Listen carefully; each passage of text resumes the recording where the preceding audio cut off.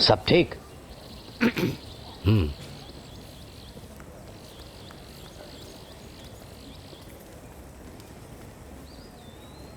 आइए नीलकंठ जी, आइए।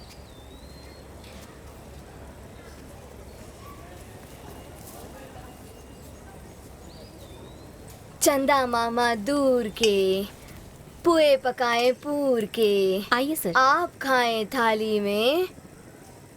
ये है फुलमोनी और वो है दामिनी।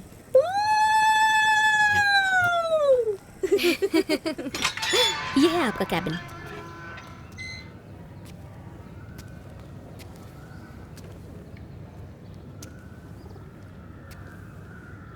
इसी कमरे में ताड़कासुर का वध होगा। शिव पार्वती के पुत्र कार्तिकेय का जन्म होगा। मेरी सजा कितने दिन की है?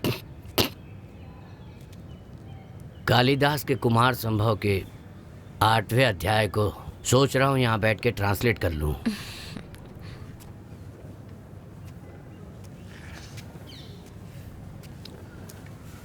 नीलकंठ जी, आप एक होनहार इंसान हैं। आपका ठीक होना बहुत ज़रूरी है। बस दवाइयाँ जारी रखिए। मेरी बीमारी क्या है? नशा? ये तो सिर्फ सिम्टम है, असली वजह कुछ और ही है। लड़का होशियार है। वजह क्या है? वही तो पता लगाना है सिस्टर। तो किस तरह से पता करोगे डॉक्टर? यून या एडलर, पैवलव या फ्रॉइड?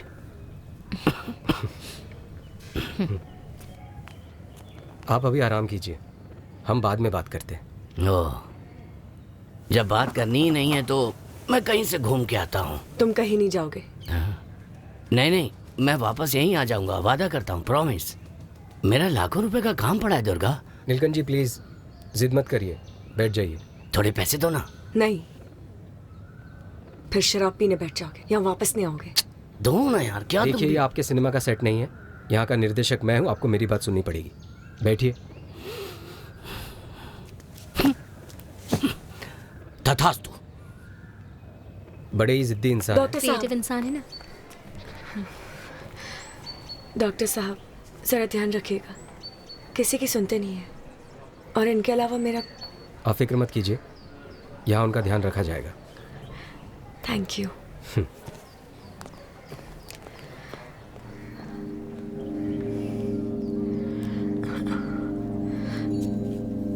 अरे क्या हुआ?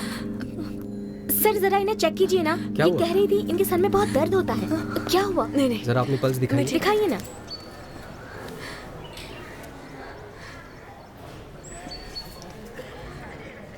लगता है स्ट्रेस की वजह से हो रहा है। इन्हें ओपीडी में ले आइए ज़रा। चलिए। कुछ ज़्यादा ही काम कर रही हैं आप। दरअसल एक नौकरी के लिए मुझे दिन रात पढ़ाई करनी पड़ती है। स्कूल में पढ़ाने की जिद पकड़ कर बैठी है। मैं तो कुछ कमाता नहीं ना, और घर में खाने वाले 1000। हालत ढीली हो गई है।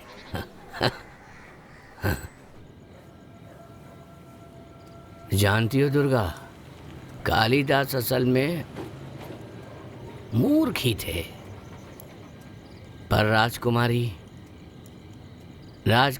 उनके प्यार में पागल होकर उनसे शादी कर बैठी, और कुछ ही दिनों में जानती हो, प्यार व्यार सब धीरे खत्म। बोलो, मैं जानती हूँ। दुखी होकर मूर्ख कालिदास घर छोड़ बैठे। ज्ञान की तलाश में कालिदास। मेरा सर फट रहा है।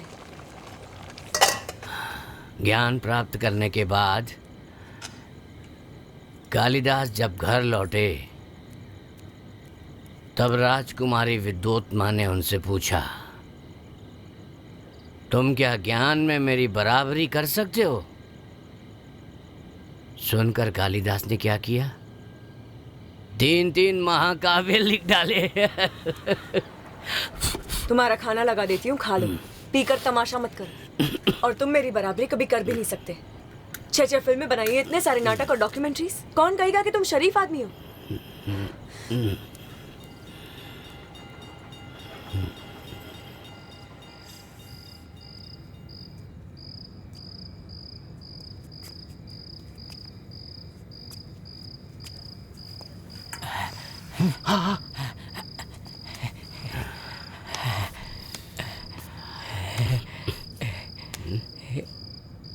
पत्ते खेलते हो?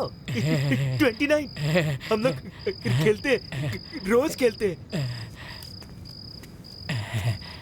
एंटरटेनमेंट